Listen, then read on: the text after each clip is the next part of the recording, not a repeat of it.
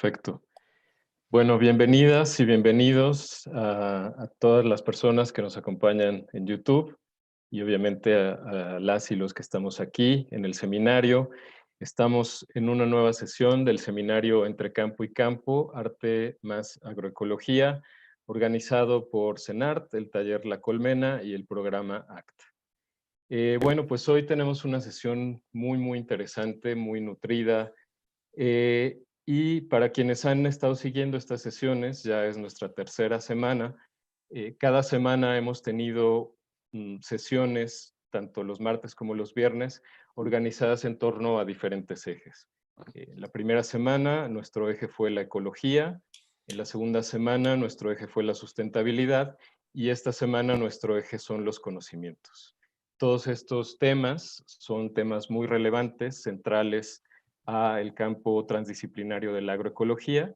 Y bueno, pues hoy tenemos a una serie de expertos, investigadores, artistas, que nos van a hablar sobre esta perspectiva de los conocimientos, entendidos como un bien común y sobre todo enfocándonos en la ecología de saberes, en la agricultura y en el arte. Voy a presentar a cada una de las personas que nos acompañan hoy. Iré presentándolas según vayan comenzando sus ponencias. Y pues hoy vamos a comenzar con la doctora Evodia Silva Rivera. Es un verdadero gusto tenerla hoy con nosotros. Voy a leer brevemente su semblanza y después pues le doy paso a su presentación. La doctora Evodia Silva Rivera es bióloga, egresada de la Facultad de Biología de la Universidad Veracruzana, con un diplomado en Educación Ambiental por la Universidad de Strathclyde, Escocia, la maestría en Educación en Alfabetización, Educación de Adultos y Desarrollo Comunitario por la Universidad de Manchester, Inglaterra, y el doctorado en Estudios del Desarrollo por la Universidad de East Anglia, en Inglaterra también. Se ha desempeñado profesionalmente en Pronatura, Veracruz, en la Reserva de la Biosfera El Triunfo, como jefe de proyecto del Departamento de Educación Ambiental en Chiapas y como profesional independiente, impartiendo talleres de educación ambiental. Investigadora adscrita al Centro de Investigaciones Tropicales de la Universidad Veracruzana. Corto más detalles de su semblanza porque tiene muchísimas cosas más dentro de su experiencia. Y bueno, pues abro paso para no comerme demasiado tiempo a la doctora Evodia Silva. Bienvenida, Evodia, es un gusto tenerte hoy aquí con nosotros. Muchas gracias, Eugenio, por la invitación y por esta oportunidad de venir a dialogar en este espacio que como pues es bastante novedoso, innovador y fundamental para pues estos momentos históricos que estamos viviendo. Tenemos que abrirnos entre nuestras disciplinas para pues compartir de diferentes maneras nuestro conocimiento. Bueno, yo les traigo un poco, a ver, voy a compartir ya mi pantalla. Aquí está.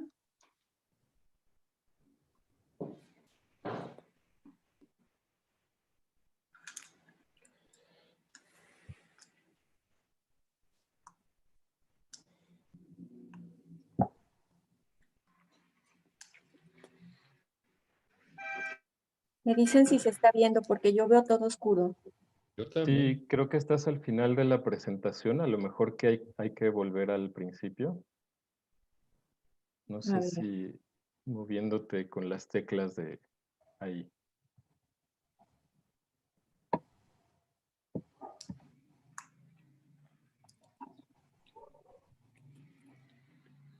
Perfecto, ¿Ahora sí? ahí se ve muy bien. Muy bueno. Bueno, yo les quise compartir, pues estuve pensando de qué manera podría enlazar la actividad que nosotros realizamos allá en la universidad con este programa tan interesante sobre ecología de saberes. Y bueno, yo pues lo visualicé como plantearles un poco la idea de que la agricultura en sí, la actividad que realizan los campesinos, en particular en regiones como las nuestras, pues practican un arte.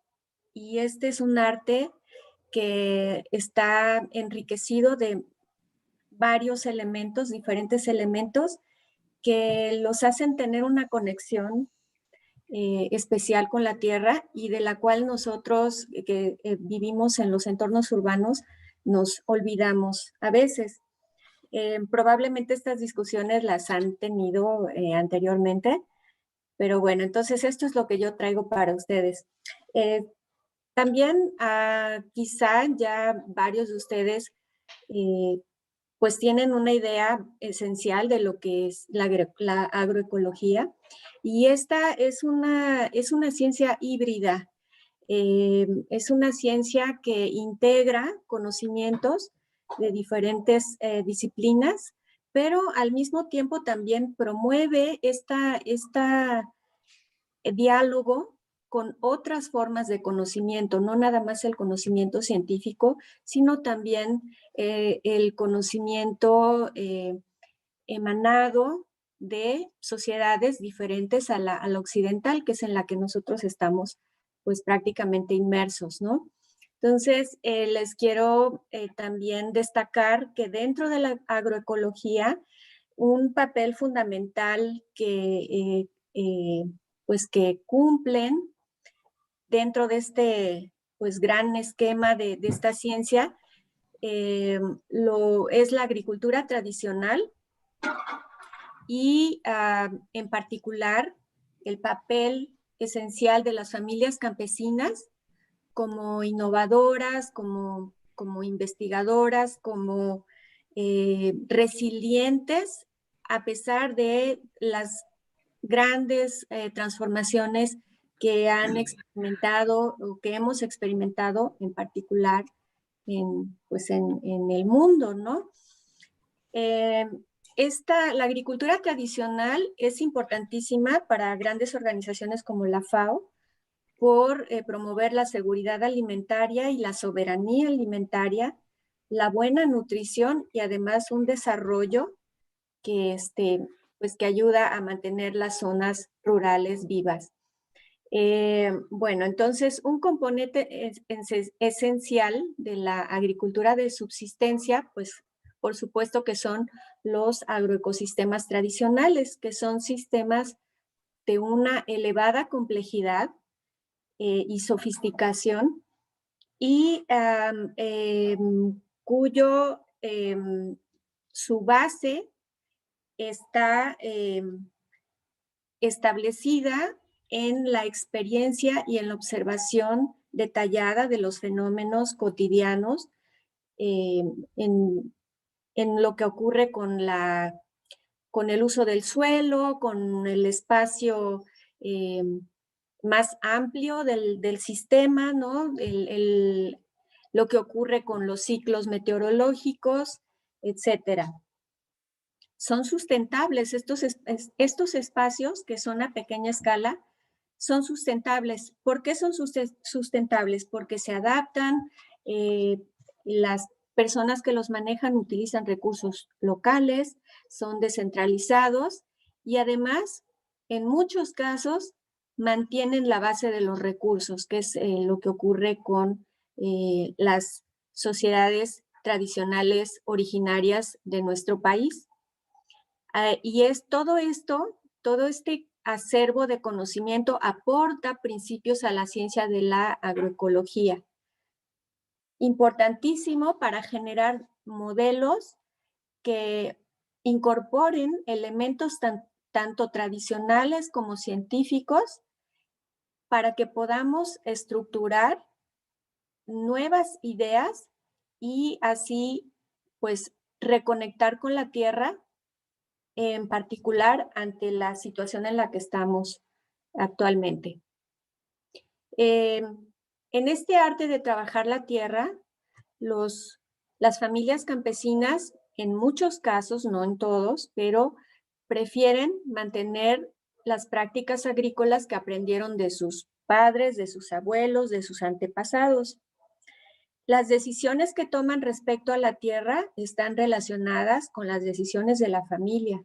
Entonces, cuando algún evento en la cosecha pues llega a afectarles, también va a afectar a toda la familia que forma parte de este sistema.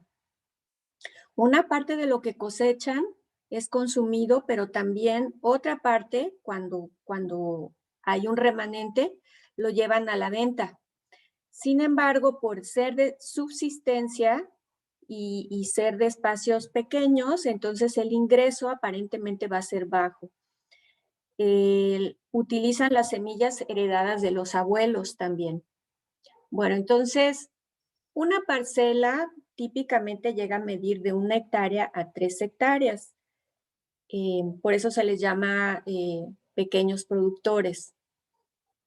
La actividad es en función de los ciclos anuales, es decir, no ocupan grandes tecnologías, sino que se basan, se apoyan en las observaciones y en el conocimiento que van acumulando en la experiencia sobre el clima, los ciclos de la luna, y de esta manera, pues ellos toman decisiones que les permiten planear los tiempos de siembra y cosecha.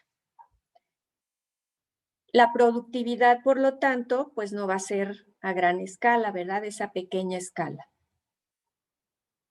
Bueno, entonces estas condiciones, como les decía, en el suelo, el clima, la geografía, el conocimiento coevolutivo, el bagaje coevolutivo que tienen acumulado, dan como resultado productos, alimentos de una calidad excepcional, ¿sí? Y esto ocurre no nada más con los 3 ejemplos que yo les traigo hoy, que son el cacao, el café y la vainilla, sino también pues con todos los productos que, por ejemplo, están derivados de la milpa, que es un agroecosistema central para nuestra cultura mesoamericana. Sin embargo, a pesar de esta posibilidad a la que tenemos nosotros acceso, es a una alimentación de altísima calidad, estos pequeños productores que la sostienen enfrentan muchos riesgos. Entre ellos, pues, como ya probablemente lo saben, el incremento de las ciudades, la migración de los jóvenes y el abandono de las tierras, que en algunas regiones, una gran parte, están siendo sostenidas por las personas mayores de 50 años, los abuelos. La cada vez mayor impredecibilidad del clima, el desfase y la desconexión entre las políticas públicas y la cosmovisión de los pequeños productores, entre muchas otras, ¿no? Entonces, para ellos la tierra no solamente es una fuente de ingresos, sino que también es un sustento para la familia y tiene una característica de espiritualidad y de sacralidad para ellos muy, muy importante.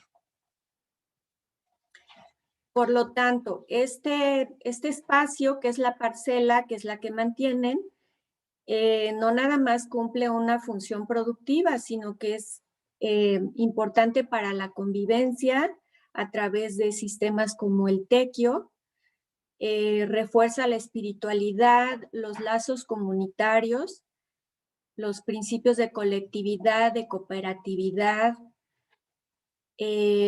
También refuerza los valores familiares y también los niños y los jóvenes aprenden con los mayores las prácticas de la agricultura. Entonces, cada uno cumple una función específica, cada uno de los elementos en estos sistemas tiene una función particular que va a incorporarse a la dinámica social general, tanto de la familia como de la comunidad y de lo que se va produciendo de la tierra.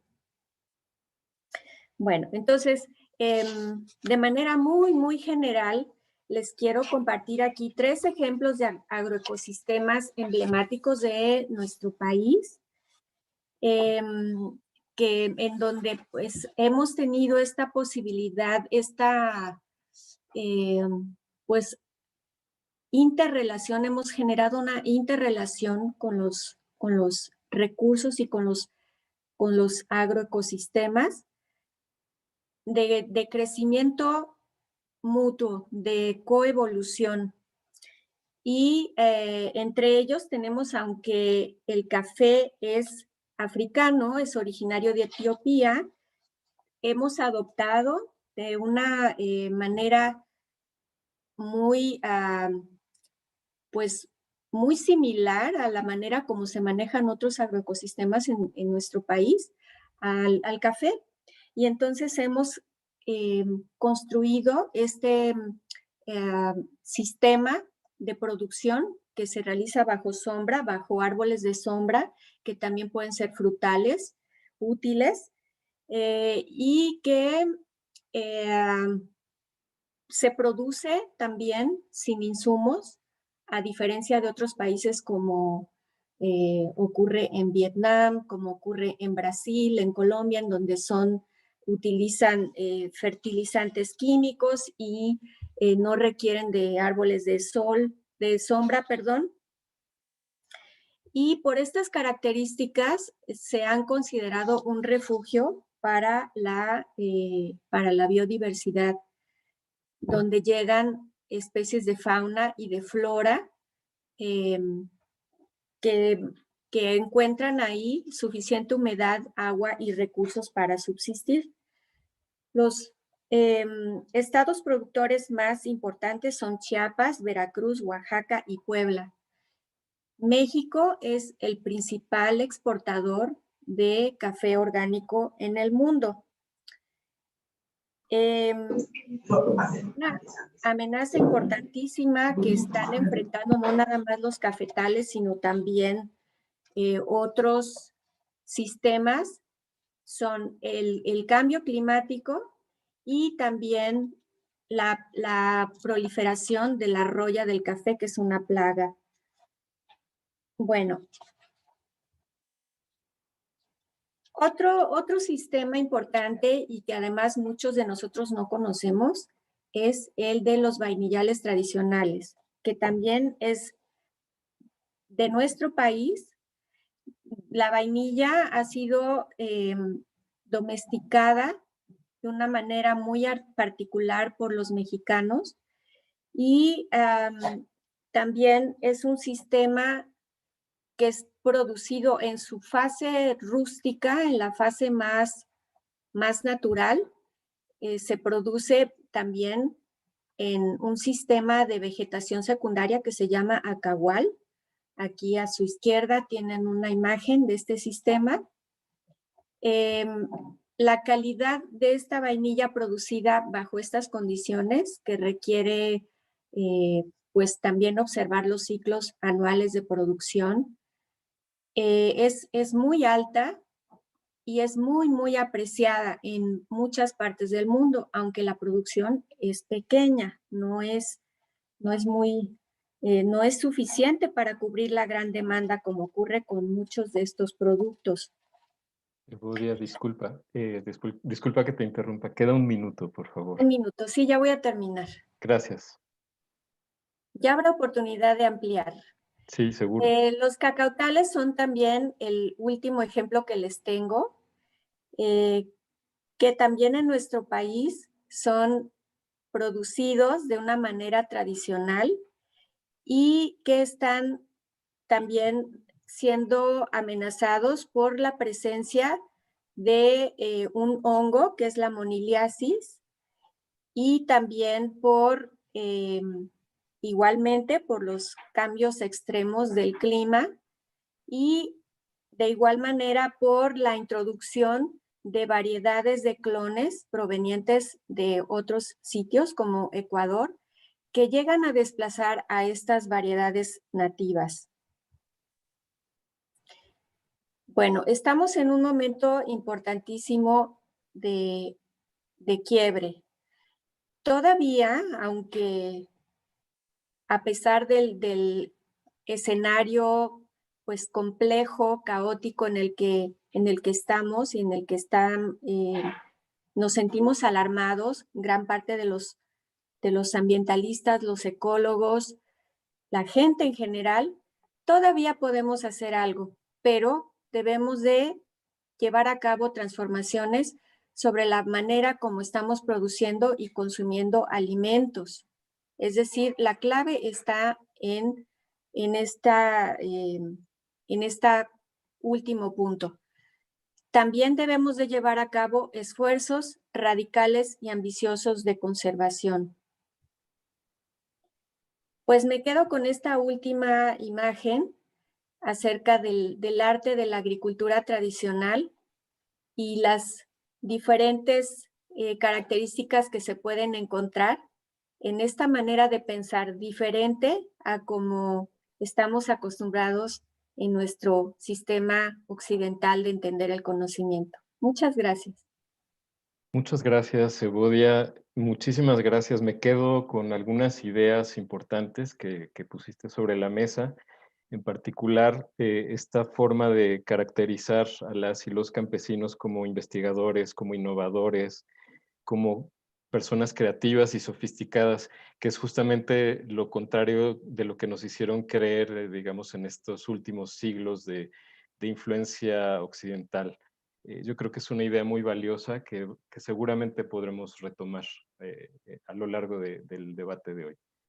Gracias, Evodia. Y quisiera darle paso ahora al doctor Alberto Peralta de Legarreta. Voy a leer brevemente su semblanza. El doctor Alberto Peralta es investigador nacional SNI nivel 1, adscrito como profesor investigador a la Facultad de Turismo y Gastronomía de la Universidad de Anáhuac de México.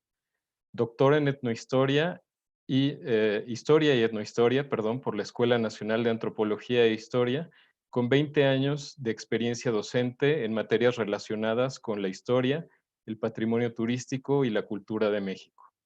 Autor de libros como Cultura Gastronómica en la Mesoamérica Prehispánica, Siglo XXI, Editores, Universidad de Anáhuac, 2018, La Mesa de Todos, Historia de la Gastronomía Callejera en la Ciudad de México, actualmente en prensa, se publicará pronto, El Chilangonario, publicado por Otras Inquisiciones, en 2012, Chile para Todos, de Algarabía, en 2014, y A quien no le gusta el Chile, de Selector, 2017. Alberto, por favor, te escuchamos. Bienvenido. Eugenio, muchas gracias. Gracias a todos los organizadores pues, de este seminario, de esta serie de eventos donde, como decía ya la doctora Evodia, pues tenemos la oportunidad de hacer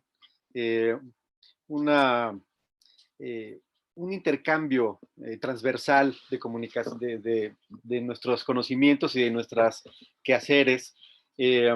Yo les platico rápidamente antes de entrar en materia, que yo lo que vengo a comentar con ustedes hoy tiene que ver un poco con el hecho de que soy historiador y que pues he dedicado un tiempo a la parte de la gastronomía prehispánica. Yo quisiera empezar por allí, mayormente, centrarnos en esta forma tan importante, tan relevante de relacionarse con la tierra productora de alimentos, que efectivamente hemos visto decaer y de repente tener picos de supervivencia y de clamar que volvamos un poco a ese espacio de relación buena con la tierra, ¿no? Un poco contra lo industrial y ver un poco sus ventajas. Y a mí pues me interesa la idea de cómo como parte de la cultura, el asunto de la alimentación pues tiene un quehacer, ¿no? Y el arte para mí, pues yo también lo quiero ver desde el punto de vista etimológico. El arte es de ars, hacer, ¿no? El hacer algo ya es de alguna manera hacer arte. Y yo voy a utilizar esa palabra a lo largo de toda la presentación en términos del el hacer y el quehacer para tratar de compartir con ustedes un poquito de la visión que hemos heredado en parte de ese pasado prehispánico y cómo esto se materializaba en cuestiones artísticas que yo no tengo la menor duda después de escuchar algunos de sus proyectos, pues adquiere continuidad todavía en nuestros días a pesar de la distancia en el tiempo. Entonces, pues quiero empezar a compartirles la pantalla. He titulado esta presentación como si me deja esta cosa, desde luego, siempre pasa. Tierra, milpa, arte, ¿no? De acuerdo a todas las mitologías que tenemos rescatadas a través de la historia, nos hicieron de tierra, ¿no? Digamos, las deidades prehispánicas nos construyeron en varias ocasiones y en no pocas nos nutrieron específicamente de la tierra. La misión para nosotros, después de ese hacer de parte de las deidades, de parte de la energía creadora, era darle continuidad a ese trabajo efectuado por ellos, de manera que se iniciara un ciclo importante de creación y de alimentación. Es decir, los dioses habían gastado mucha energía al crear 4 veces la tierra, ¿no? y a las personas. Y entonces nosotros tendríamos que haber respondido desde la primera vez, pero según la mitología lo hicimos hasta la 5ª vez. Es decir, fallamos 4 veces hasta que de repente cuando fuimos hechos de maíz, tomamos conciencia de nosotros mismos y comenzamos a trabajar la tierra, quien a su vez comenzó a trabajar germinando las semillas, las cuales a su vez comenzaron a trabajar creando plantas y estas creando nuevos frutos y semillas cuya energía y cuya forma vital era ofrecida directamente a las deidades, quienes se alimentaban de todo esto energéticamente para seguir creando. Es decir, que nuestras deidades del México prehispánico podían morir si nosotros no trabajamos en esta continuidad del universo y el continuo movimiento del universo. Es decir, nosotros debemos hacer cosas. Ellos lo hicieron, nosotros tendríamos que estarlo haciendo ahora, ¿no? Entonces, lo que descubrimos fue, pues, este quehacer que llamamos la milpa, ¿no? Que ya seguramente tocaron muchas veces, pero que, bueno, la milpa significa sobre la tierra fértil, o sea, sobre la tierra para sembrar. ¿Qué puede pasar arriba de esa tierra para sembrar? Cualquier cosa. No nos casemos con la idea de que es una milpa, es solamente de maíz. Sabemos que tampoco es esta tríada clásica de la que nos hablan los libros, donde se asoma el maíz como eje, los frijoles como complemento y la calabaza como quién sabe qué cosa, ¿no? Porque realmente luego vemos dónde está la calabaza en nuestra gastronomía y está bastante ausente como para ser un eje alimentario. Yo metería una más que es el chile, y el chile sí es una marca clarísima de nuestra identidad gastronómica. Entonces nos quedaríamos con esos 4, pero no es así. En mi esquema de sembradío, de repente llegan invitados que yo no sabía, ¿no? Por ejemplo, los quelites, los insectos, los mamíferos invasores, las aves.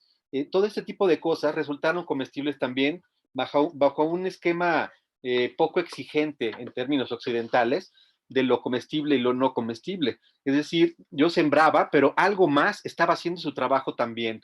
Algo más estaba haciendo o ejerciendo su arte en la milpa para que yo me pudiera alimentar, ellos se alimentaran y fuera un sistema complejo funcionando arduamente, ¿no? Aquí tenemos algunas imágenes rescatadas de algunos códices, sobre todo el florentino de Fray Bernardino de Sahagún, donde vemos la importancia de estos trazos en la tierra, ¿no? La milpa es ordenada, ¿no? Igual que ordenado es el universo, la milpa era un microcosmos donde todo interactuaba. Y nosotros, digamos, éramos las deidades de este microcosmos, capaces de ordenar el espacio, de llevar agua si era necesario, de plantar los árboles que evitarían la erosión, de alguna forma de propiciar la llegada de otros animales que también se alimentarían o no se alimentarían.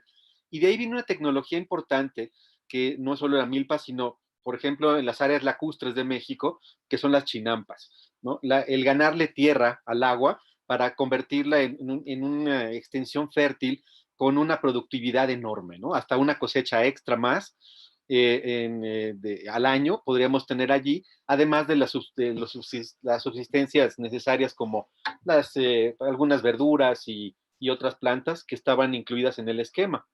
Esto es una maqueta, lo que ven aquí, pero así se debió haber visto la zona de Tláhuac, Xochimilco y el sur de la ciudad donde estaban los manantiales.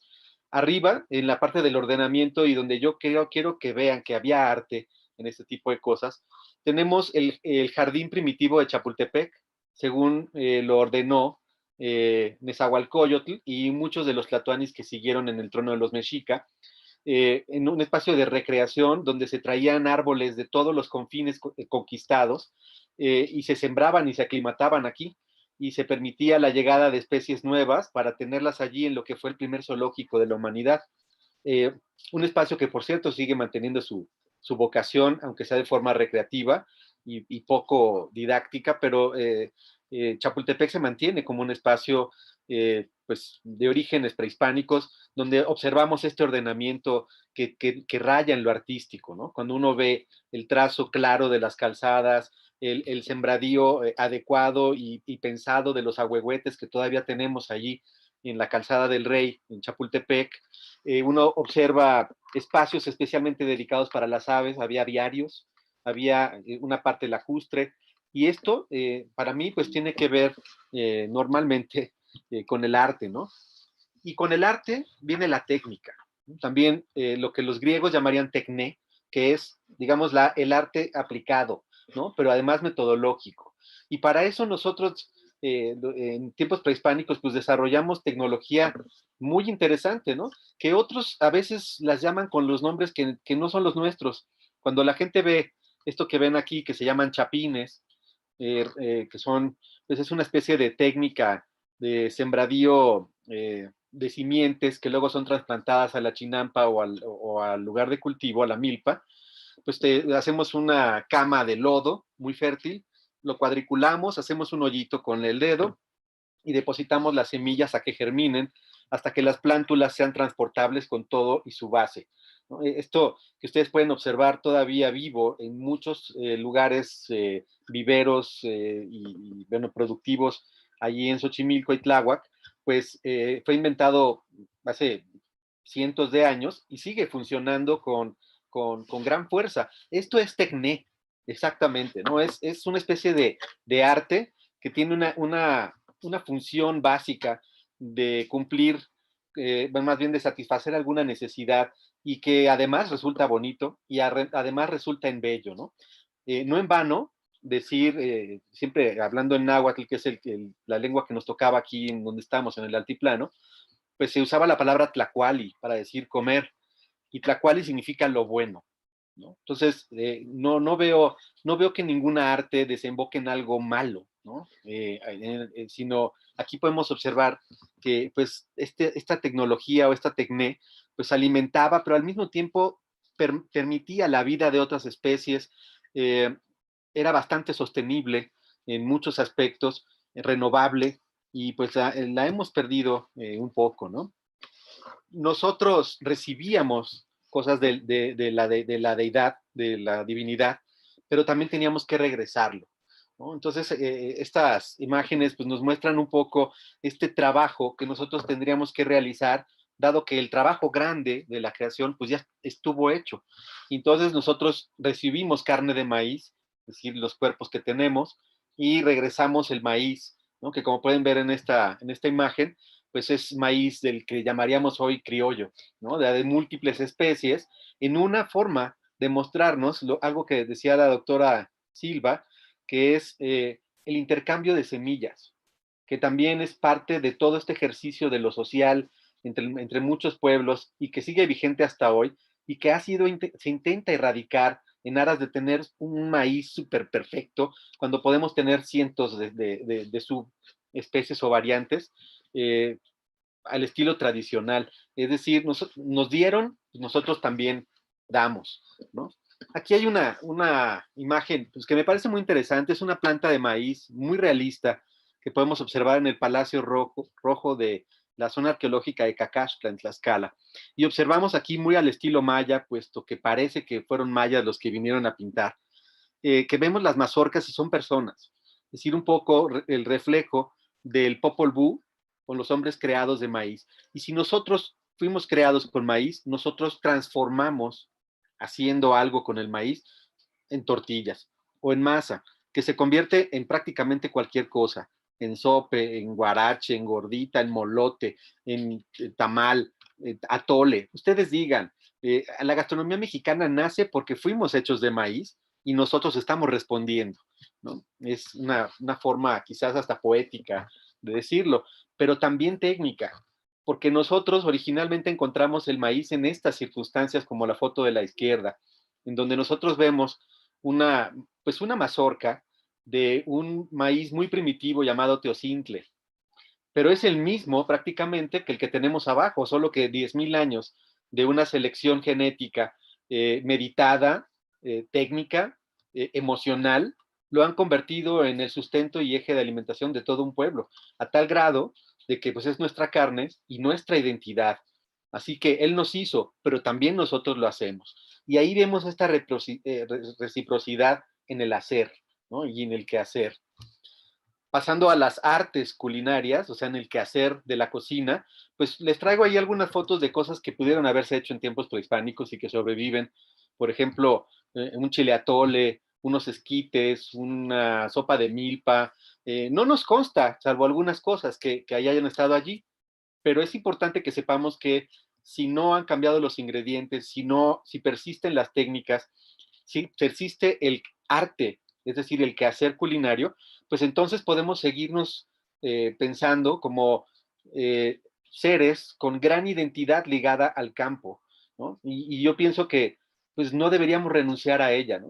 De alguna forma creo que hay una nueva conciencia al respecto de esto y pues estamos en azoteas verdes, estamos en la recuperación de parques, estamos en la recuperación de predios abandonados en Tlatelolco, en la colonia Roma, donde la gente puede tener huertos urbanos. Es una conciencia no nueva, pero sí renovada, que es una parte importante de recuperación de lo que somos, porque, bueno, pues comer también pues es un arte, ¿no? Así como cocinar.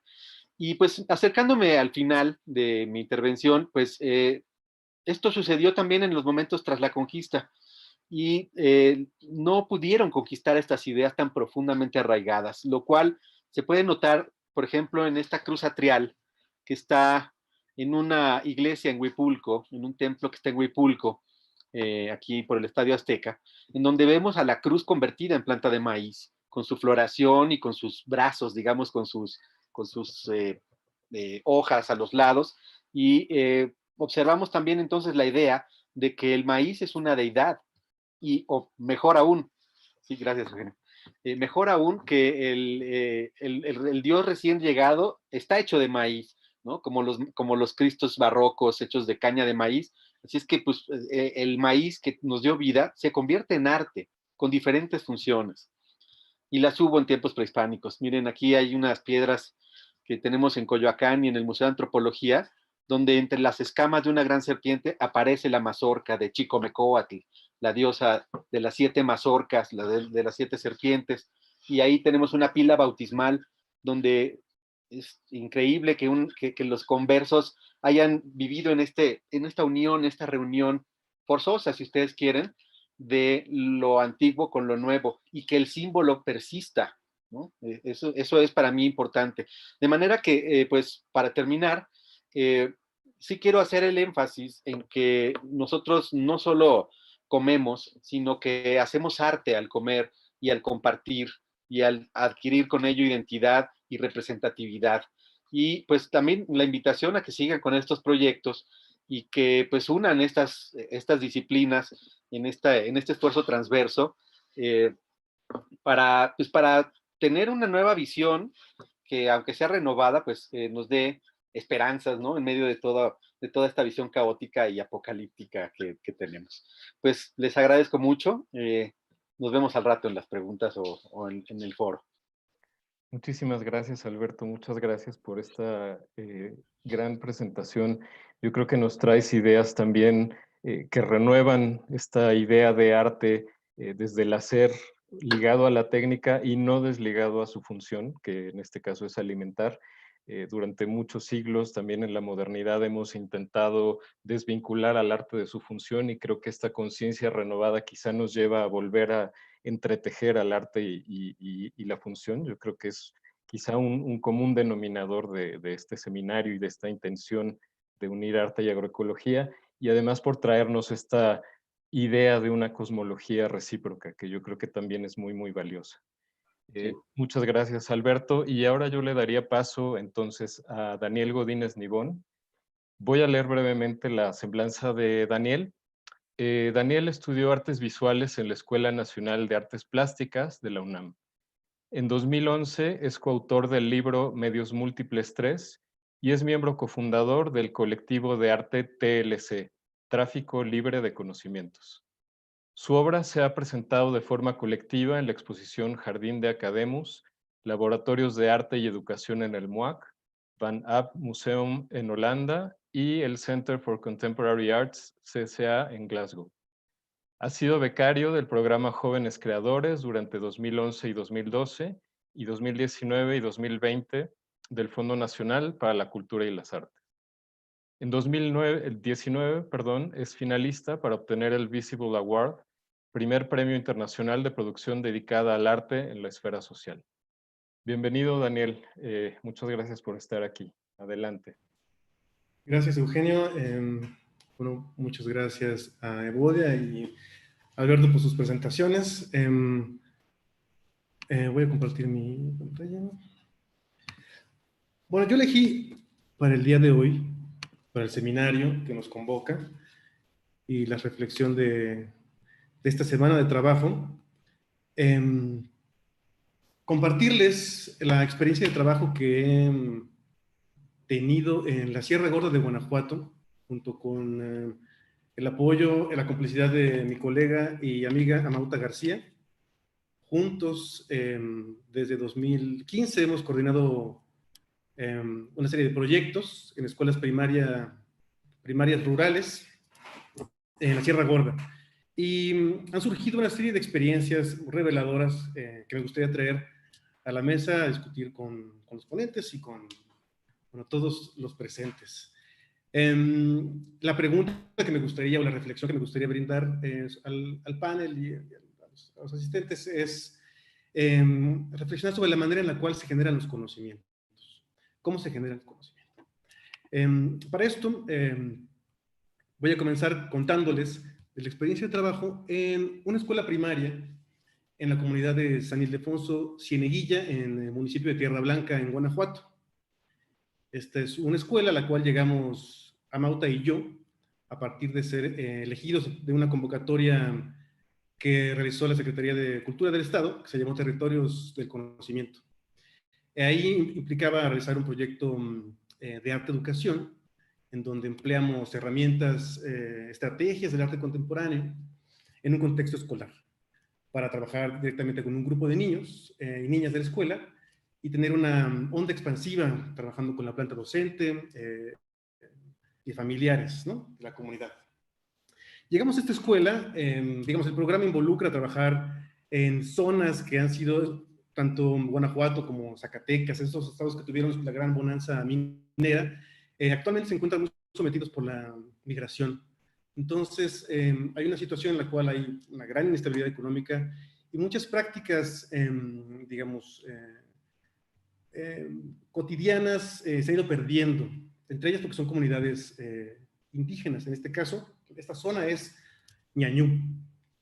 Pero bueno, al estar en esta escuela y trabajar en la comunidad, nos dimos cuenta que los maestros de esta escuela han sido muy aguerridos y muy brillantes al generar una serie de estrategias muy interesantes y utilizar la escuela como un espacio de legitimación de saberes de la comunidad.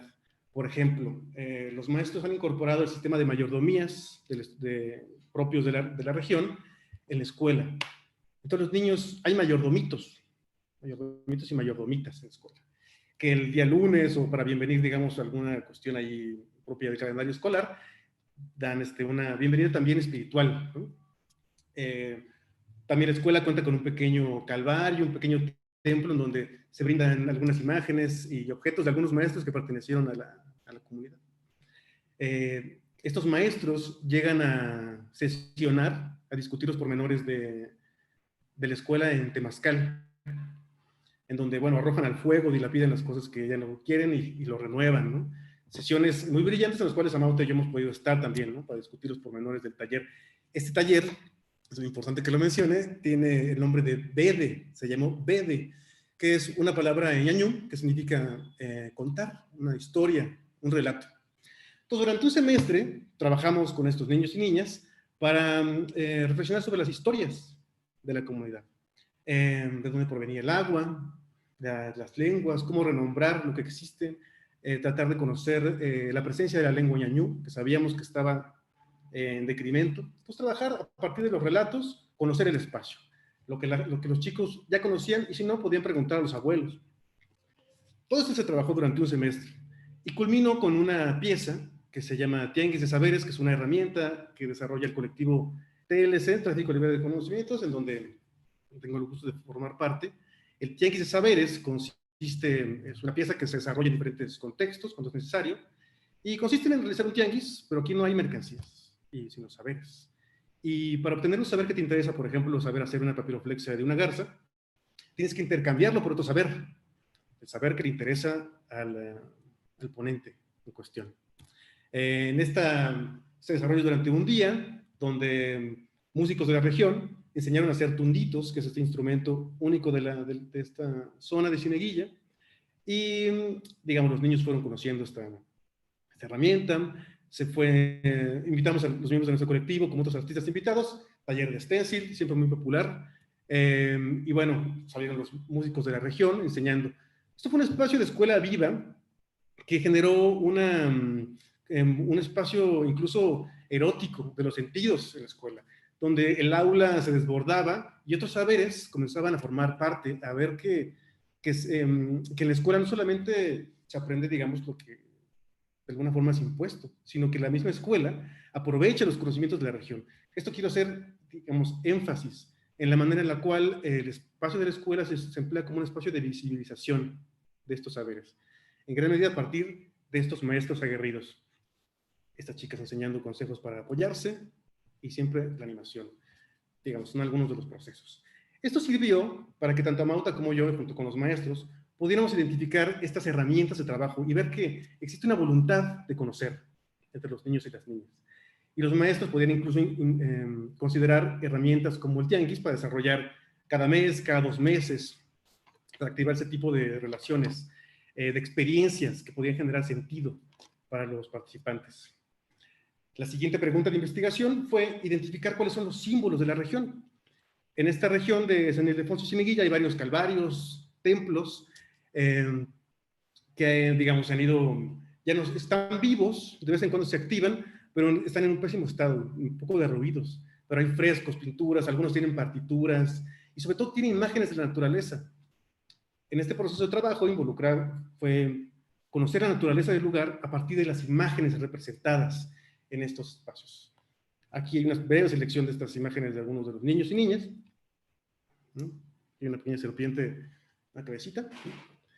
Y comenzamos a representarlas de diferentes formas, símbolos ¿qué significan los símbolos de nuestra región? Estos saberes latentes. De ahí tuvimos la oportunidad de trabajar con la Liga Elástica, compañía de teatro que trabaja Iker Vicente, para llevar la pieza El sigiloso conjuro de lo salvaje a Cieneguilla. De tal manera que se pudo hacer una reactivación de estos calvarios, de estos templos, a partir de esta pieza, reflexionando sobre los animales que están en peligro de extinción. En este caso, en la pieza de Iker es el lobo mexicano, pero sirvió para analizar los símbolos de la región una vez más y representar otro tipo de animales que se han ido perdiendo de la zona, como la tortuga en este caso, el colibrí, había un colibrí bastante contundente en su tamaño, bastante grande, y bueno, el buen venado. Son pequeñas activaciones y en BED, junto con Amauta, nos valemos de estas estrategias de otros artistas también para involucrarlas en este contexto escolar. La otra experiencia que les quiero compartir se desarrolla en otra zona de la Sierra Gorda, en otra montaña, que se llama Misión de Arnedo, en el municipio de Victoria.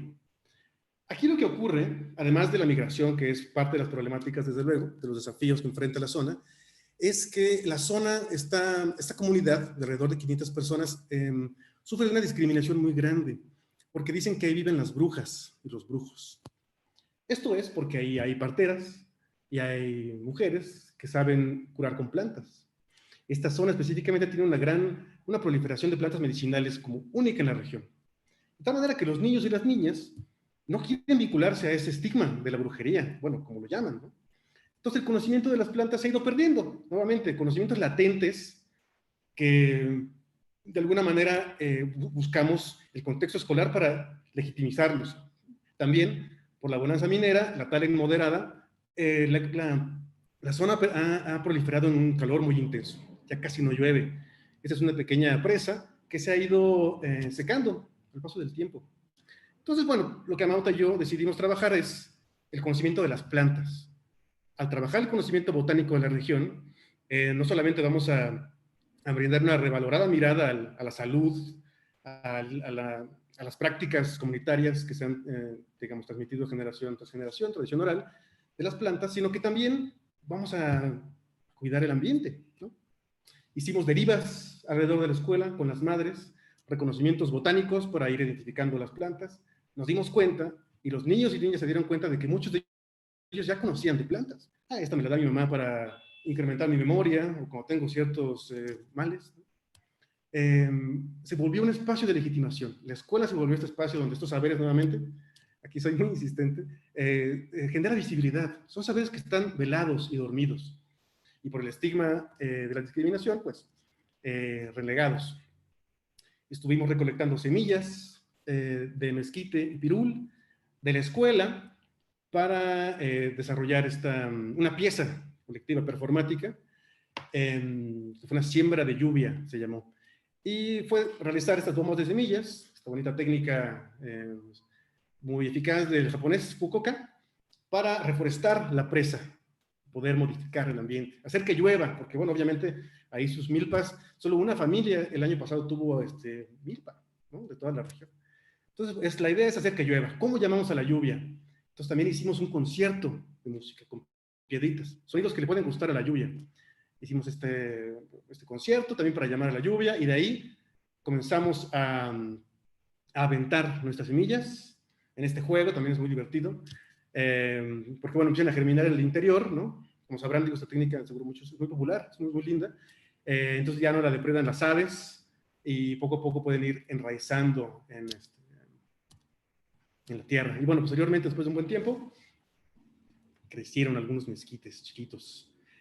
Un año después, hicimos otro tianguis de saberes, que sin tanta producción, pero bueno, misma metodología. Aquí los niños van brindando lo que van aprendiendo durante el BEDE, nuevamente con este perfil de la lluvia, llamar a la lluvia.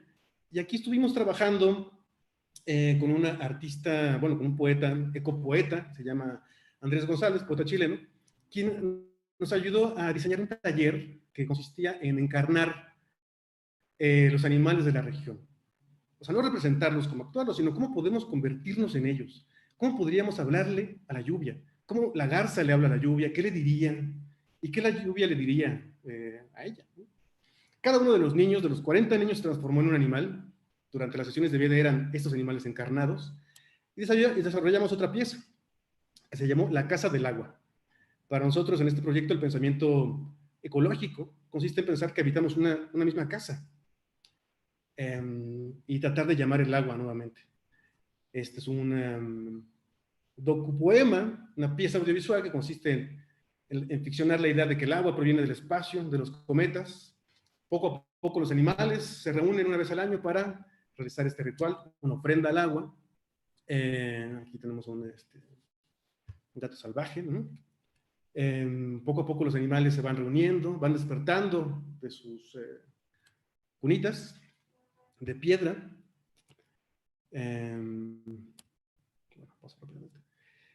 Y bueno, también esto es un material didáctico. Este material está pensado para mostrarse en las escuelas de la región también, para generar este planteamiento ecopoético, que también puedan conocer otra manera de enfrentarse al cuidado del ambiente, al reconocimiento botánico de la región, a partir de estas estrategias creativas, ¿no? Esta zona, tengo que mencionar, si bien la otra era ñañú, aquí era población chichimeca la que habita. Y bueno, la ofrenda fue darle pirul al agua, también para llamar las semillas en el agua para que pudiera llover eventualmente. Y bueno, con esto en realidad concluyo mi presentación. Solo quiero manifestar nuevamente las reflexiones de cómo existen saberes latentes que están ahí, bueno, dormidos, justamente latentes, y que se necesitan estrategias creativas que permitan visibilizarlos y detonarlos. Básicamente, experiencias que significan por una colectividad, que funcionan en esta comunidad que les mencioné. Y listo. Muchas gracias. Daniel, muchísimas gracias por esta gran presentación y grandes trabajos que nos has mostrado. Yo creo que estos saberes latentes, como tú dices, se despiertan justamente a partir de este hacer, ¿no? De esta experiencia, de esta actividad. Y creo que es muy valioso esta visión que nos brindas de un diálogo con una comunidad, de un arte en diálogo con la comunidad y una especie de ocupación de la escuela para reactivar estos saberes que están ahí dormidos de alguna manera, ¿no?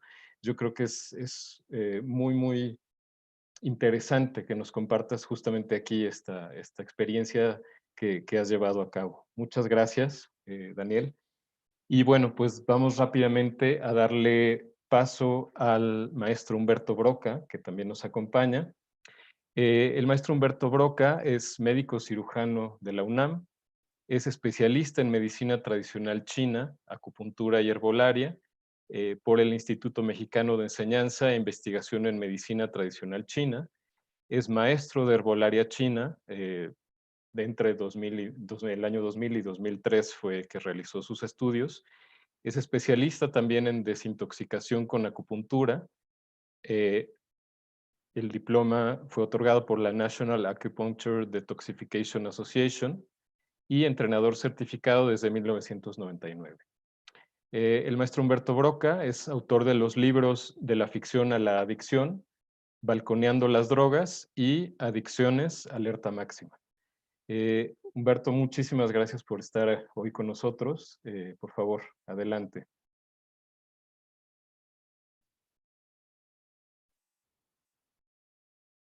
Humberto, no sé si nos escuchas.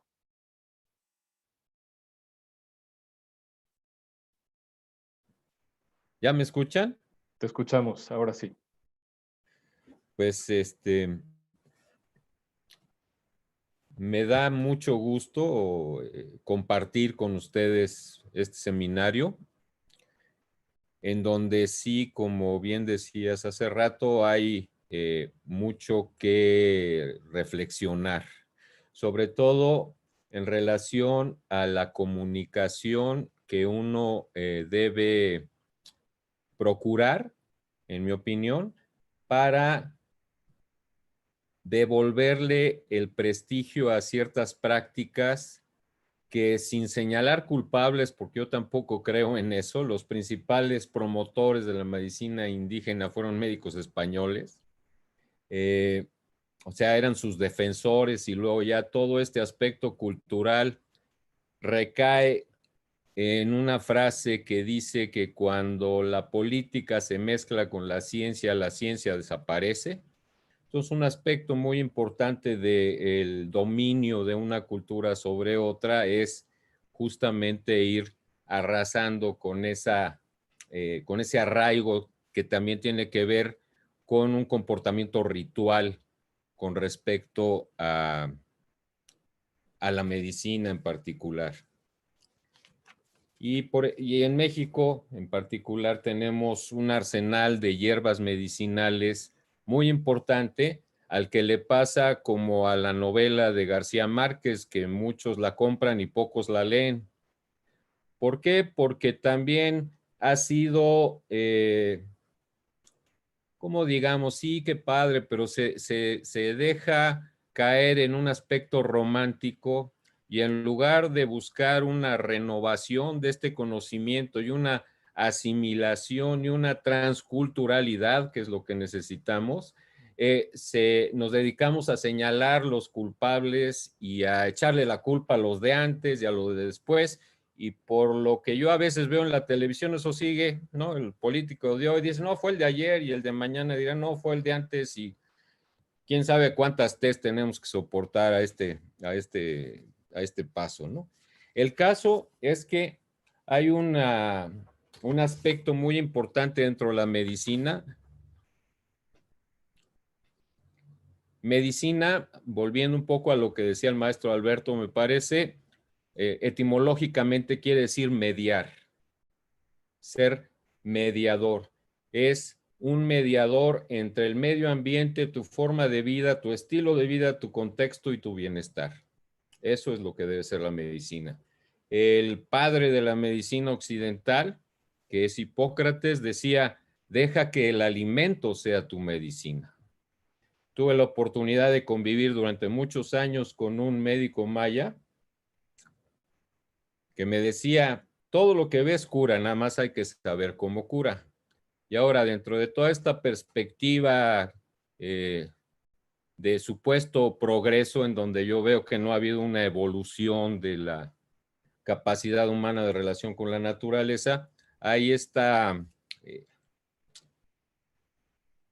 Una vez, por ejemplo, tengo aquí a la mano un artículo, y perdón por no hacer una presentación, pero pues he tomado prestadas ideas de muchísima gente, ¿no? Decía en México que las mujeres participaban en la atención a la salud, sobre todo en la atención del parto. Estaba en manos de las llamadas Temixuani. Y dado el carácter mágico religioso de la atención a la salud, y ahí hay una coincidencia con la medicina china, en donde en el texto clásico de la medicina china se dice, en todas las curaciones lo principal es el espíritu.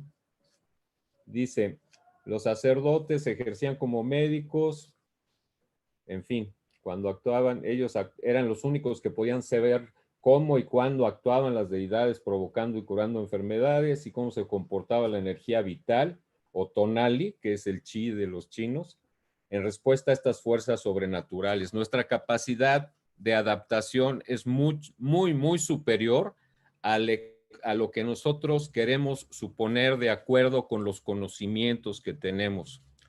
Hay que recordar que la ciencia se deriva de la experiencia y no, como digamos, lamentablemente cuando a mí se me ocurriera una idea original, sería desmentida por la comunidad médica porque no la dijeron 250 autoridades de universidades más prestigiosas antes que yo. Pues a ver, sí, pero ¿tú quién eres?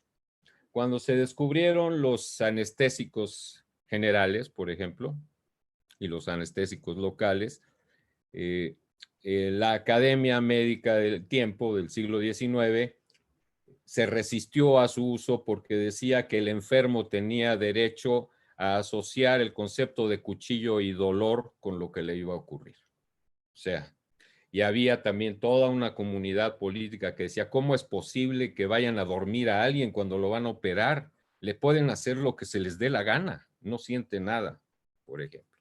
Y ahora, pues, la ciencia tiene la particularidad que siendo la poseedora de la verdad, según ella, es la que termina desmintiéndose a sí misma un tiempo después. Dice, no, bueno, pues, ¿se acuerdan que yo había dicho esto? Sí, pues me equivoqué, perdón. Como cuando alegaban que, por ejemplo, y esto es muy reciente, en una de las epidemias, que el SIDA solo le daba a los homosexuales y algunos de nosotros alegábamos que, pues preguntábamos más bien, ¿cómo es posible que un virus sepa la preferencia sexual de una persona? Ay, por favor, ¿qué pregunta tan tonta? Y yo decía, bueno, es que estamos arriesgando a las mujeres, a los varones heteros. No. Y bueno, gracias a esa epidemia pasó lo que ahora pasa con el cubreboca, ¿no? Que antes de la epidemia del SIDA, comprar un condón era difícil. Había veces que no había en la farmacia y le vendían a uno globos de fiesta y pues eso lo privaba a uno del placer, que es también algo prohibido dentro de toda esta sociedad, ¿no? Y ahora pues es lo mismo. De hecho, por ejemplo, los mismos médicos antiguos utilizaban para curar su conocimiento y su observación del medio. Es muy importante que cuando uno va a hacer un programa comunitario, como hacía el maestro artista, uno se entere de lo que hay en la comunidad. No podemos llegar nosotros a imponer nuestros criterios sobre un medio ambiente que a lo mejor nada más conocemos por escrito. Porque puede pasar como con el SIDA. O sea, los prejuicios también se van transmitiendo, por regresar a aquello que decía yo de la política. Y bueno, dentro del arsenal de los titisi, que eran los médicos náhuatl, se contaban, además de las hierbas, las piedras, los minerales, las espinas de maguey, las navajas de obsidiana, los colmillos de serpiente, los goteros y los recipientes para enemas. Y ahí pues voy a entrar en la comparación que hay entre quizá el logro más importante de la Revolución Popular China, porque las fotos de Mao Zedong de plano pues, estaba gordo y feo el señor, pero él hizo que se reeditaran los textos clásicos de medicina herbolaria china, el clásico del emperador amarillo, que es un libro de diálogos, que se empezó a escribir en épocas de Platón y de Confucio, de siglo V antes de Cristo, y adquirió vigencia y se estructuró en la dinastía Han, que es entre el siglo 25 antes de Cristo y el 220. Y ahí también notamos, dentro de esta conexión que hay entre el arte y la ciencia, hay que recordar que hubo un artista de cuyo nombre ya no me acuerdo, que decía y decía, el arte es la continuación de la naturaleza en el ser humano. Y eso para mí es muy importante que lo sepamos. Y habla del ser humano, no del ser humano de antes, ni el de ahorita, ni el de la ciudad, ni el del campo. Somos todos. Y se sabía, por ejemplo, en China, que una hierba por sí misma, por más calidad que tenga y por más propiedades médicas que tenga, se refuerza cuando forma parte de una fórmula, y a lo largo del tiempo se fue diseñando una manera de elaborar estas fórmulas en donde se hizo una división de cuando menos 2, 3 y hasta 4 plantas. Una de ellas se llamaba la planta jefe o la planta emperador, le decían, que tenía como su principal función combatir el mal original del que la gente estaba padeciendo, que de acuerdo con los sistemas de medicina china siempre hay una polaridad: exceso, deficiencia, frío, calor, arriba, abajo, yin, yang. Y esto es lo que hacía la planta jefe.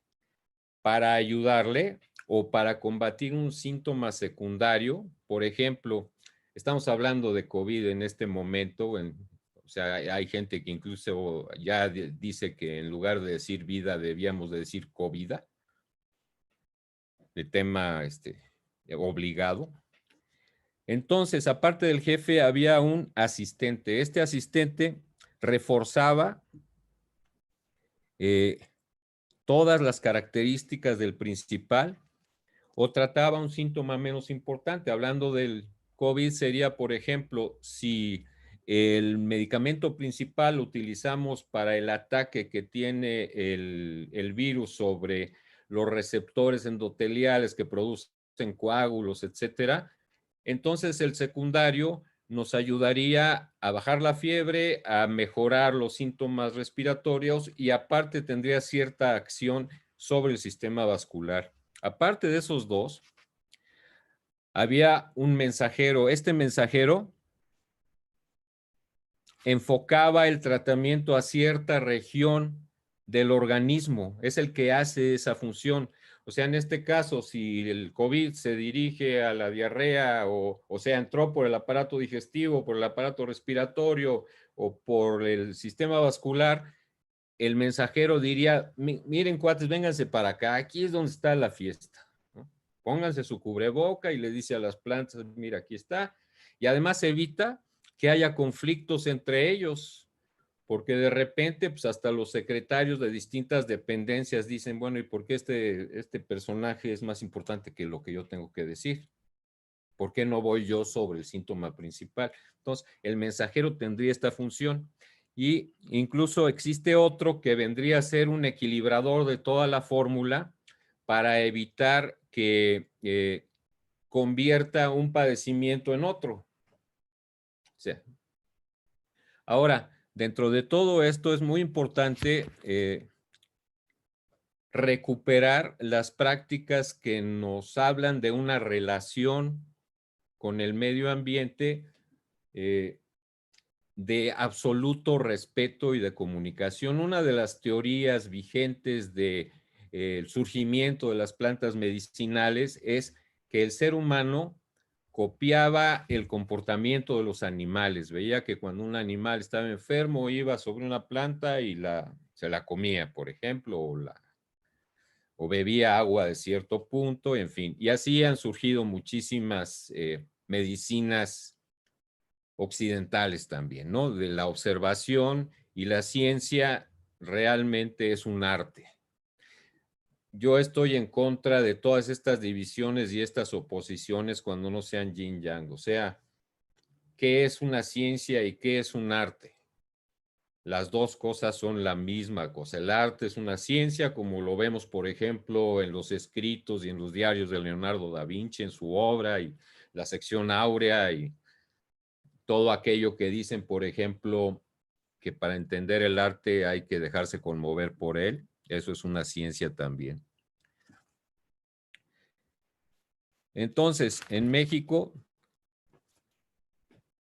los primeros 50 años de la conquista, no había médicos europeos en México. El propio Hernán Cortés se volvió adepto de los médicos mexicanos, y lo que tenemos que procurar es darle continuidad a estos proyectos, y perdón que me haya extendido un poco, pero más que nada devolverle el prestigio a esta medicina y darla al acceso a la población en general. Estamos actualmente en un programa que está por iniciarse en primarias rurales también, en donde se van a hacer huertos de plantas comestibles y huertos de plantas medicinales para aprender también las reglas de convivencia que hay entre las plantas, de las que hablaba la doctora Evodia, para respetar la naturaleza. Dicen que las plantas se volvieron alucinógenas, porque mis hijos dicen que su papá se dedica a eso de las drogas, y no traje la lista de precios, que las plantas desarrollaron estas capacidades psicotrópicas para que el ser humano se diera cuenta de la función que tiene que llevar a cabo en la naturaleza, que es el cuidado y el fomento de la vida. Y bueno, ya con eso me quedo. Muchísimas gracias, Humberto. Creo que también es muy, muy valioso rescatar esta idea de una relación farmacológica con el entorno. Como tú dices, todo en potencia cura, simplemente hay que conocer la dosis. Creo que esto es un conocimiento que definitivamente hay que revitalizar, reactivar, como decía Daniel. Y bueno, pues yo les agradezco a Evodia, a Alberto, a Daniel, a ti, Humberto, por estas 4 ponencias tan interesantes. Nos quedan todavía aproximadamente unos 15 minutos antes de cerrar la transmisión por YouTube. Como iniciamos un poco tarde, vamos a alargar unos 10 minutos más. Y tenemos algunas preguntas. Hay varias preguntas en la lista. Vamos a darle curso a 2, cerramos la transmisión de YouTube y después continuamos con un debate más interno. Entonces, Mauricio, si te parece, tú tenías una pregunta para formular. Por favor, si la puedes. Adelante, Mauricio, por favor. Gracias, Eugenio. La pregunta es para Alberto y ojalá pudiera abundar en un poco en una planta que a veces parece omitida en los panteones mexicanos. No existe una divinidad que la designe y, sin embargo, es el icono que marca el clímax de el mito fundacional de Tenochtitlan. Me estoy refiriendo al nopal. Ojalá Alberto, desde su saber, desde su experiencia, nos pueda decir algo al respecto de esta planta, o de la tuna, o de ambas. Hola, Mauricio. Hola a todos otra vez. Con gusto. Sí, efectivamente, como apuntaba yo por allí en el chat, hay muy poca literatura al respecto de el simbolismo y la presencia de esta gran planta que es una planta que llamaríamos como el maíz y como el maguey, una planta prodigiosa del México prehispánico. A pesar de estar en nuestra bandera, o sea, a veces uno se preguntaría por qué no el águila estaba posada sobre este otro eje que es el maíz.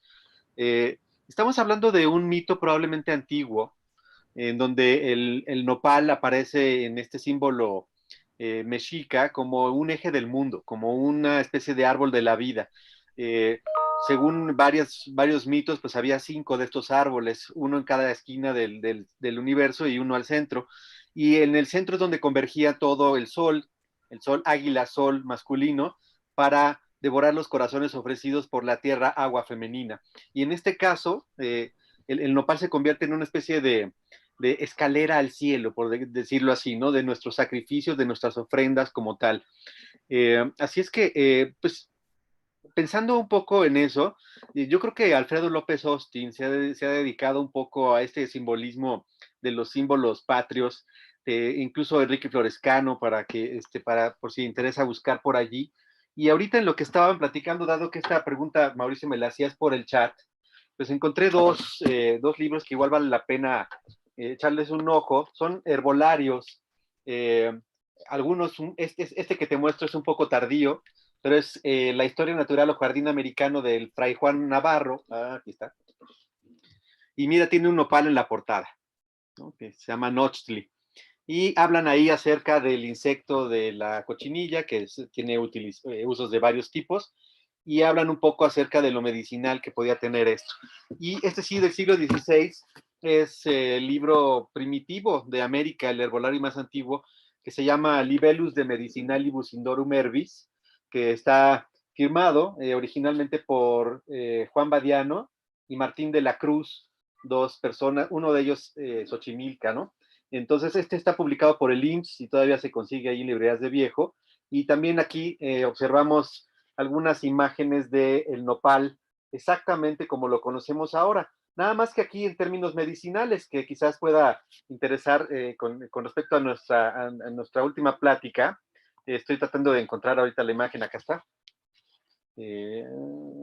Aquí está, el nopal. Es que yo no veo, así es que ahí está. Entonces, bueno, ese es, digamos, un poco de la presencia de esta planta. Y sí llama la atención que no tengamos más acerca de esto, como lo tenemos del maíz y del maguey, tal vez porque al nopal solo lo vamos a ver cuando tiene tunas, ¿no? Quizás por eso sea.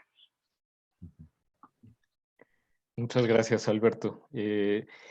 Tenemos tiempo para una pregunta más. Alejandro tenía, de hecho, un par de preguntas ahí acumuladas, así que Alejandro, por favor, adelante. Muchas gracias. Bueno, la pregunta para Alberto ya nos la respondió a través del chat en relación a la calabaza, pero me interesaba más en este caso preguntarle a Daniel, porque hay varios de los proyectos de quienes están participando en el seminario que tiene que ver con el trabajo en la comunidad, desde el arte, cómo ingresar a la comunidad cuando no eres de esa comunidad, ¿no?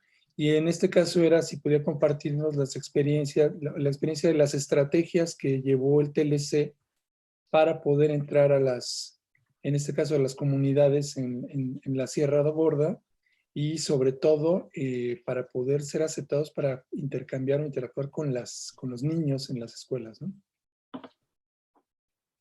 Sí, muchas gracias. Bueno, por un lado, creo que tanto Amauta como yo, como los miembros del colectivo TLC, cada uno tiene su práctica, digamos, sus investigaciones artísticas, ¿no? Que trabajan con otros públicos, otros contextos. Así que hay diferentes preguntas de investigación, ¿no? En mi caso, ha surgido a partir de la relación con mi familia, proveniente del Istmo de Tehuantepec, de Juchitán, Oaxaca, y pues yo haber nacido aquí. Y no me enseñaron la lengua ni a mis padres, de tal manera que pues yo me he considerado un bote pateado, así que yo utilizo el arte como para conocer el mundo, básicamente, ¿no? Y bueno, trabajando desde hace 12 años con comunidades migrantes en la ciudad, zapotecas, mijes, mixtecos, triquis, desde luego el tequio, como un elemento de educación vivencial, como una postura ética, para entrar a estas comunidades y poder conocerlas, principalmente es a partir del diálogo, de la asamblea. Son formas que estos grupos conocen muy bien y bueno, también desde luego tener bastante tiempo para ir y conocer, ¿no? Estos scoutings afectivos, scouting de café y galletas. Es la manera en la cual, desde luego hay una agenda, hay un proyecto, hay que entregar, digamos, los productos que llaman, pero hay que tener todo el tiempo, digamos, no hay prisa, por un lado, o al menos en la medida de lo posible. Y tratar de identificar, tratar de generar diálogos encadenados. Por un lado, llegar primero a una casa, conocer y de ahí preguntar, ¿y a dónde podríamos conversar ahora? Y ahí poco a poco pues, nos van a ir llevando a conocer otras madres, familias, autoridades morales, mayores de vara, autoridades, digamos, políticas de la región. Y bueno, también escuchando los relatos, conocer, ir conociendo. Rápidamente, en Cieneguilla, por ejemplo, en el primer contexto que les platiqué, ahí los maestros ya habían implementado las mayordomías en la escuela y esta red de tutorías de Gabriel Cámara, que también es una estrategia muy interesante que funciona en la SEP, está la Escuela de las Maravillas, un documental muy generoso y puntual sobre esa experiencia de Zacatecas. Entonces los niños ya estaban ávidos de conocimiento, ya sabían enseñarle a otros niños y era un ambiente muy fértil para trabajar. En realidad lo que nosotros identificamos es, tenemos que apoyar a los maestros. Desde luego como extranjeros, de alguna manera, capitalinos, pues no es llevar nuestras grandes estrategias, lo que vimos en las expos, lo que aprendimos, o toda la literatura que hemos empapado en nuestra formación, sino conocer. El contexto mismo, existen este tipo de saberes y desafíos puntuales y hay que ver la manera de trabajarlos. Y en el otro contexto, en Misión de Arnedo, es menos la cantidad de gente, ahí la gente no se asume chichimeca, por ejemplo. Entonces hay una fragmentación identitaria, ¿no? Y también existe esta presión social de los jóvenes, adolescentes, niños, niñas, donde no quieren pertenecer a ese lugar por la presión, digamos, de esto de la brujería que mencionaba. De tal manera que fue conocer y tener el apoyo de las madres, ¿no? Las madres siempre nos salvan en muchos momentos, ¿no? Y ahí pues brindar los saberes y esta presencia legitimadora en el contexto escolar. Trabajamos también con ellas, proponiéndoles un taller simultáneamente en estos semestres de trabajo. Todas las mamás también estaban conociendo la metodología y entendían la relevancia y nuestra pretensión de utilizar el espacio de la escuela para hackearlo de alguna manera con estos saberes propios de la región. Daniel, yo aprovecho que respondes esta pregunta porque Lucero justamente nos encarga que te formulemos una pregunta. Parece que su micrófono no funciona, así que la voy a formular yo. Ya en tu respuesta lo tocaste brevemente, pero la pregunta suya es específicamente sobre los retos que te encontraste a la hora de estar en contacto, llegar a dialogar con los niños, ¿no? Con las comunidades en general. Sí, justamente en todos los lugares a los que vayamos, todos los contextos, trabajar, a conocer, van a emanar sus propias características, sus propios destellos, ¿no? Y formas. Concretamente en Cieneguilla, al final del proceso, ver la calidad de maestros que hay ahí, nos dimos cuenta que era un faro resplandeciente que nadie veía. Entonces el papel de nosotros como artistas es tratar de hacer visible, digamos, este destello, pero solamente era como poner un espejito enfrente, no, en realidad solo era apoyar. El desafío era encontrar la manera de conocer a los maestros, entender sus menesteres cruciales y apoyarlos. Y en la otra, identificar a agentes que ya habían desarrollado trabajos, por ejemplo, hay un maestro Javier, un maestro de lengua chichimeca en la escuela, que había implementado bailes, danzas, las danzas propias de los chichimecas, ya habían estado trabajando ahí y había ciertos niños con afinidad, ¿no? Y este conocimiento de la naturaleza que se desarrollaba en estos pasos. Por eso pensamos en trabajar estos actos performáticos, de llamar a la lluvia, porque ya había un contacto con esta idea de abrir un espacio con el movimiento, con el cuerpo. Y también invitamos a otros artistas, nuestros amigos y colegas, también siempre hay que trabajar con eso. Juliana Meneses, una artista de artes escénicas y bailarina de buto, nos ayudó a generar hoy un taller, la asesoría también de Rita Ponce de León, en fin, tendré que nombrar muchísima gente, pero tratar de armar un proyecto diseñado para ellos, como una serenata, digamos, una cosa así. Y bueno, retos hay muchísimos, si quieres ahorita seguimos con esas partes, más o menos ahí. Exacto, ahora tenemos una segunda parte donde podemos profundizar mucho más en puntos específicos que se quedaron un poquito en el aire. Yo quisiera cerrar esta primera sección agradeciéndoles de nuevo. Definitivamente creo que tenemos un hilo conductor que es muy claro, que son los conocimientos. Bodia nos dio una primera introducción sobre la riqueza los conocimientos campesinos, sobre su capacidad de innovación, sobre su sofisticación. Alberto nos dio esta valiosísima idea de la reciprocidad, de una cosmología basada en la reciprocidad, del hacer tan esencial y de la técnica dentro de este arte de la agricultura, de la reactivación de los conocimientos. Daniel ya aborda directamente esta reactivación con comunidades concretas y es una experiencia muy valiosa. Y Humberto también nos aporta esta idea, ¿no?, del rescate de conocimientos que tienen una relación muchísimo más mutualista con el entorno, con lo que hoy conocemos como naturaleza. Bueno, pues yo le doy las gracias a todas las personas que nos han seguido a través de YouTube. En este momento cerramos la transmisión. Nos vemos el próximo martes y nosotros